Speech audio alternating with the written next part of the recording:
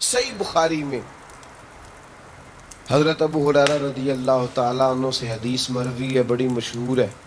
نبی پاک علیہ السلام نے خود ایک قصہ بیان فرمایا بنی اسرائیل کا۔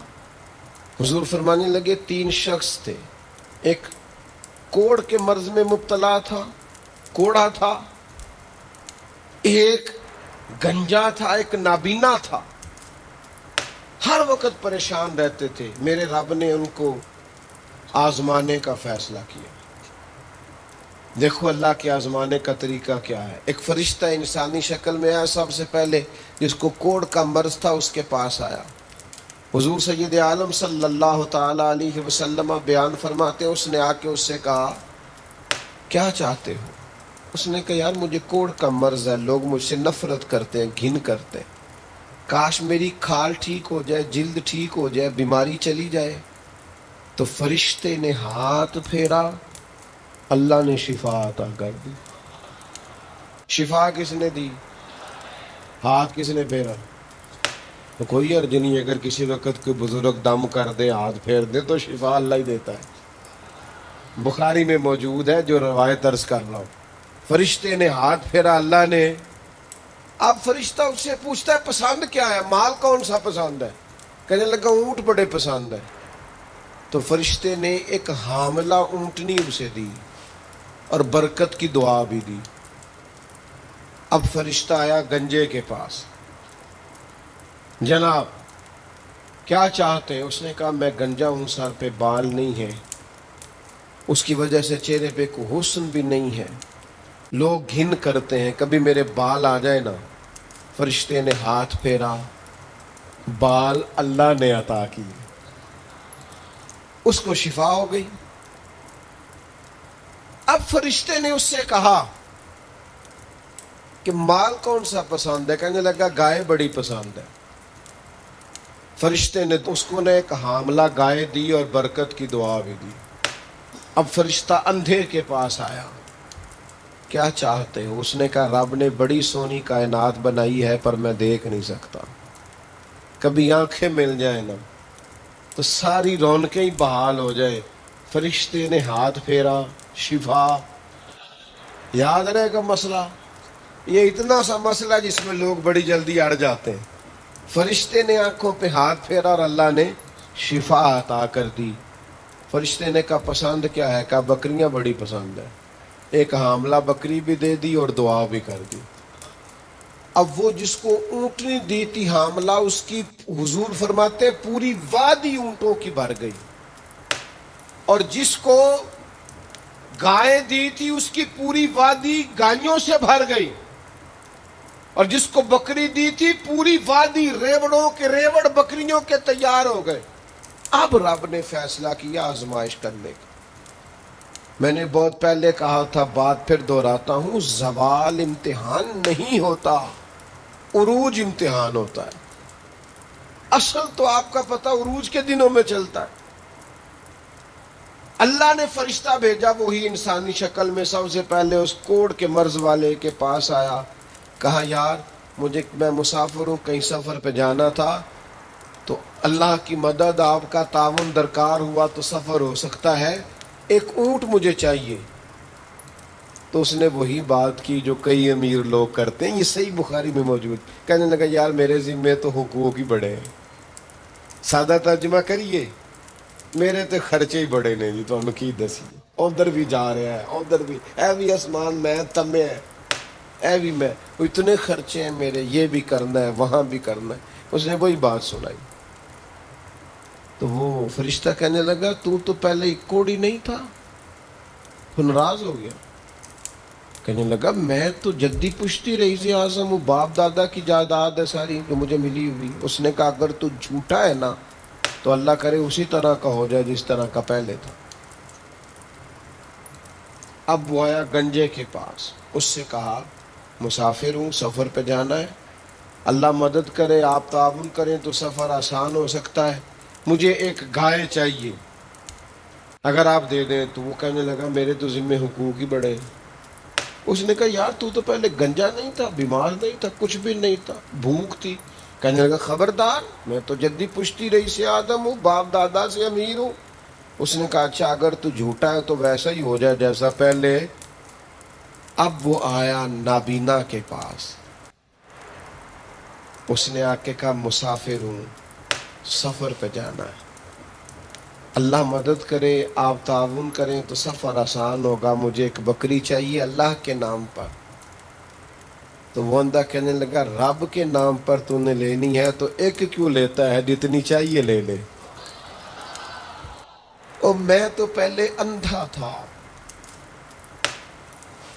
میں مسکین پرانا خادم، کسے در ملی نہ ٹوئی، تے واصف یار نے نظر جو کی تھی، تے واصف شروع سے پڑھتے ہیں، سے ثبوت نہ پوچھو میں تو، پلا نظر کرم قد ہوئی، اے میں جانا یا دل بر جانے، غیر نہ جانے کوئی، میں مسکین پرانا خادم، کسے در ملی نہ ٹوئی، تے واصف یار نے نظر جو کی تھی، تے واصف ہی ہوئی، میں تو اندھا تھا، پلے شے ہی کوئی نہیں تھی، تو کریم نے کرم کیا، جتنی تیرا دل کرے لے جا۔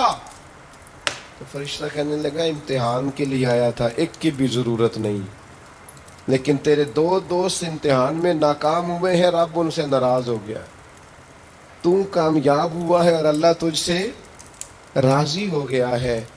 وہ دونوں جو تھے امتحان میں ناکام ہوئے تو نعمت چھن گئی، صحت چھن گئی، پھر کوڑے، پھر گنجے ہو گئے۔ اس کو اللہ تبارک و تعالیٰ نے اور عطا کیا۔ زوال نعمت کب ہوتا ہے؟ جب لوگ راہ خدا میں خرچ نہیں کرتے، غریب کا، مسکین کا، لاچار کا خیال نہیں رکھتے۔ جیسے جیسے پیسے آتے جاتے ہیں ذاتی خرچے بڑھتے جاتے ہیں، ذاتی معاملات ہی بڑھتے جاتے ہیں۔ آہستہ آہستہ لوگ کہتے ہیں اوکھو جی آپ کو پتہ ہے نا، پھر ہمارا گھر بڑا وسیع ہے تو بڑے مسئلے ہیں، تو بڑے خرچے ہیں، تو بڑی چیزیں ہیں۔ بھائیو، زوال نعمت کے معاملے میں اپنے رب کا خوف پیدا کریں، اللہ سے ڈریں ہر وقت۔ جب تک نعمتیں نہیں نہ ہوتی تو گزارا ہو جاتا ہے، اگر ملنے کے بعد چھن جائیں تو پھر تکلیف بہت زیادہ ہوتی۔ تو زوال نعمت سے بچنے کے لیے تکبر سے بچیں، ناشکری سے بچیں، ناقدری سے بچیں، اور پھر صرف اپنا حق سمجھنے سے بچیں، اسے بانٹیں، عاجزی میں رہیں، شکر میں رہیں۔ آپ محسوس کریں گے کہ لئن شکرتم لازیدنکم، اگر شکر ادا کرو گے تو میں نعمتوں میں اضافہ کر دوں گا، نعمتیں محفوظ بھی ہو جائیں گی، ان میں اضافہ بھی ہوگا۔ ہر وقت نبی کریم شکر ادا کرتے، ہر وقت صحابہ اور اہل بیت مقام شکر پر فائز رہتے۔ یہ مقام شکر انسان کو زوال نعمت سے بچاتا ہے۔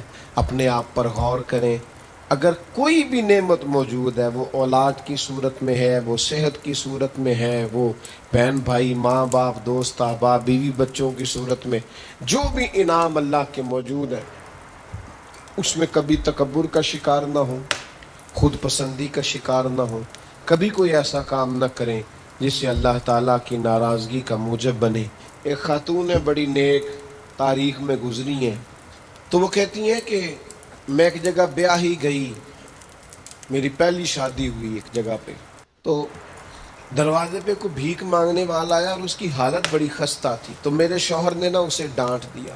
میں نے اپنے شوہر سے کہا اللہ کا ہم پر فضل ہے اور اس کی حالت بڑی پتلی ہے، لگتا ہے کئی دنوں سے روٹی نہیں کھائی، تو 4 پیسے دے دے تو حرج کیا ہے؟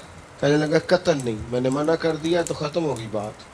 تو بی بی کہتی ہے میرے پاس اپنے ذاتی پیسے بھی پڑے ہوئے تھے جو میکے کی طرف سے مجھے ملے تھے، تو ذرا میرا خامد سائڈ پہ ہوا تو میں نے نظر بچا کے نا اس فقیر کو 4 پیسے دے دیے، چونکہ زیادہ ہی اس کی حالت بگڑی ہوئی تھی۔ تو کہتی میں پیچھے پلٹی تو شوہر پیچھے کھڑا تھا، اس جرم میں کہ میں نے ایک فقیر کو بغیر اجازت پیسے دیے، اس نے مجھے طلاق دے دی۔ کہتی ہیں بڑی تکلیف میں تھی اور اپنے دل میں سوچتی تھی مالک میں نے تو تیرا بندہ جان کے اس کی مدد کی ہے اور مجھے یہ سزا ملی ہے۔ فرماتی ہیں عدت گزر گئی، میرا والد پریشان تھا، پھر ایک رشتہ آیا، میرا نکاح ہو گیا، لیکن اللہ نے مجھے اتنا اچھا شوہر دیا، اتنا نیک شوہر دیا، اتنا کمال آدمی۔ فَإِنَّ مَعَ الْعُسْرِ يُسْرًا إِنَّ مَعَ الْعُسْرِ يُسْرًا، مشکل کے بعد اللہ آسانی دیتا ہے۔ कमाल शौहर अल्लाह ने मुझे दिया, नेक, साले, मोहब्बत करने वाला। फरमाती हैं उसी तरह मैं एक दिन अपने शौहर के साथ बैठी थी, दरवाजे पे दस्तक हुई तो मैं शौक में उठी, अपने शौहर से कहा मैं दे के आऊं फकीर को। कहने लगा जितना मर्जी दे दो। कहते हैं दरवाजे पे गई तो मेरी चीख निकल गई, इसलिए कि दरवाजे पे जो मांगने आया वो मेरा पहला शौहर था। बेपरवाही वेख सज्जन दी जिथे किसे दी पेश न जावे, उन्हें माला वाले दर दर रोले ते मंगते तख्त बिठावे। ओए सजना ओ किसे नु कारा मिल दई, कोई काबे ओ खाली आवे। वो मेरा पहला शौहर दरवाजे इतने, वो भी तड़प गया। कल तक तकब्बुर था, गुरूर था कि हम मालदार है, हम किसी गरीब को क्या दें। लेकिन आज ये हाल है कि वो खुद दरवाजा दरवाजा भीख मांग रहा था। ना कदरी, ना शुक्री, तकब्बुर, ये ज़वाले नेमत का बायस बनता है। इंसान के पास से नेमत रुखसत होने लग जाती है। एक चौथी बात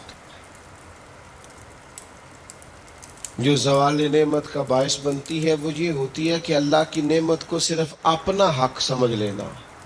अल्लाह ने जो हमें दिया है ना वो सारा हमारा नहीं होता, उसमें मिस्कीन का भी हक होता है, यतीम का भी हक होता है, कमज़ोर का भी हक होता है, साइल का भी हक होता है।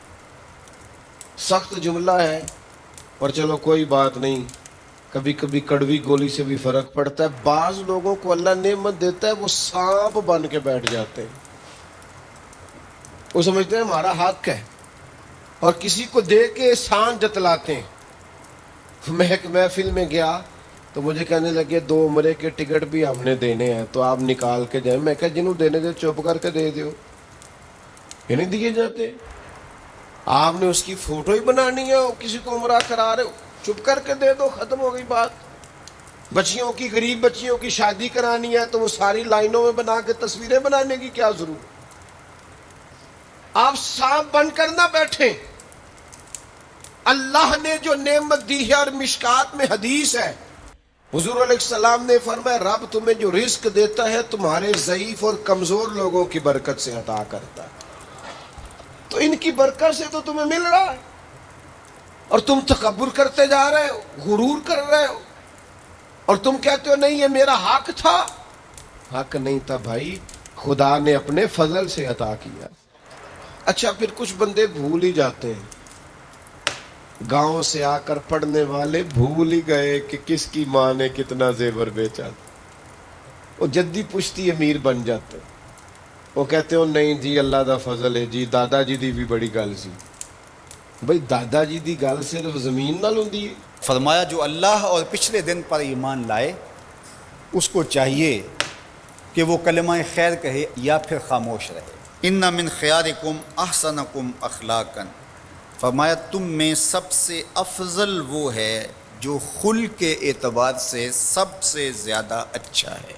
फजल व शरफ का सबब अच्छे अखलाक का होना है।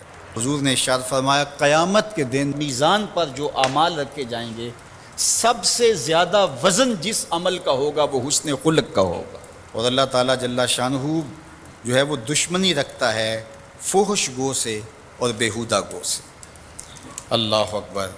फरमाया कि अहले ईमान में कामिल तरीन मोमिन वो है जो हुस्न अखलाक का पैकर है। तो मैं आपसे ये कहूँगा कि अपनी ज़ुबान को, अपने ख़यालात को, अपनी सोचों को हमेशा आप पाकीज़ा रखने की कोशिश करें। ज़ाहिर है इस ज़िंदगी में रहते हुए सारे लोग आपसे मुत्तफ़िक नहीं होंगे। हर शख्स का आज के दौर में अपना अपना फ़हम दीन है, अपनी अपनी तरबियत है हर शख्स की, उसका एक बैकग्राउंड है जिसमें वो पला बढ़ा और जवान हुआ है। और बहुत सारे लोगों का मिजाज दीन पर गालिब आ जाता है, तो तबाए की वजह से, बैकग्राउंड की वजह से कुछ मारूजी हालात होते हैं, कुछ बाज़ का लोग बेचारे घरेलू टेंशनों का, परेशानी का शिकार होते हैं, बहुत सारी वजूहात होती हैं।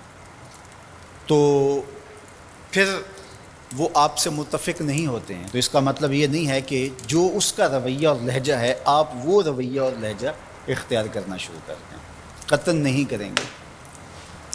آپ اپنے لہجے کو اسی طرح مزین رکھیں جس طرح حضور کے خلق کریمانہ کی ادا ہوتی ہے، کبھی بھی اپنی زبان کو بگڑنے نہ دیں۔ گالی گلوچ اور سب و شتم یہ تو کبھی سوچنا بھی نہ، رد عمل کے طور پر یا عمل کی صورت کے اندر، عمل کی صورت میں تو بہت برا ہے، لیکن رد عمل کی صورت کے اندر بھی اس کی اجازت نہیں ہونی چاہیے کہ کوئی شخص آپ کے لیے کوئی ایسا لفظ استعمال کر رہا ہے تو آپ اس کے مقابلے کے اندر اس طرح کی زبان اختیار کرنے لگ جائیں۔ یہ آپ کا دین، آپ کی اخلاقیات، آپ کی تربیت اس کی اجازت نہیں دیتی۔ کسی کی تربیت اگر اجازت دیتی ہو تو ظاہر ہے اس پر تو ہمارا زور نہیں ہے، لیکن آپ کی تربیت، آپ کا جو فہم دین ہے وہ اس کی اجازت نہیں دیتا کہ آپ اپنے رویوں کو، اپنے طرز زندگی کو اس طرح سا لچر اور بازاری بنا لیں، اور آپ کے منہ سے، آپ کے لفظوں سے، آپ کے رویے سے بدبو نکلتی ہو اور آپ نفرت کے سوداگر بن جائیں، سوء ظن، بدگمانی اور نافہمی کی آگ میں جلتے رہیں اور ہر وقت حسد، بغض، کینے اور نفرتوں کے سوداگر رہیں، تو میں اپنے محبین سے، مخلصین سے، محبت کرنے والوں سے یہ بات کہوں گا کہ آپ اپنا دہن نہ بگڑنے دیجیے، اپنی زبان نہ بگڑنے دیجیے، اپنے لہجے کو کبھی بدبودار نہ ہونے دیجیے، امت کے اندر تفریق کی بدکاری زندگی بھر نہ کرنا۔ اگر کوئی شخص میرے طریقہ کار سے متفق نہیں ہے، جو میں طرز تبلیغ رکھتا ہوں، جو انداز تربیت رکھتا ہوں، بہت سارے لوگ اس سے متفق نہیں ہیں، تو آج تک میرا یہ زور نہیں رہا کہ لوگ اسی طریق پہ آئیں سارا زمانہ جس طریق پہ میں ہوں، تو کسی کو بھی یہ کوئی اختیار حاصل نہیں ہے کہ جو طریق اس نے وضع کیا ہے معروضی حالات کے تحت، جو وہ سمجھتے اپنے فہم کے مطابق کہ اس طرح دین کا کام ہونا چاہیے، تو وہ مجھے اس بات پہ مجبور کرے کہ آپ بھی اس طریق پہ آئیں۔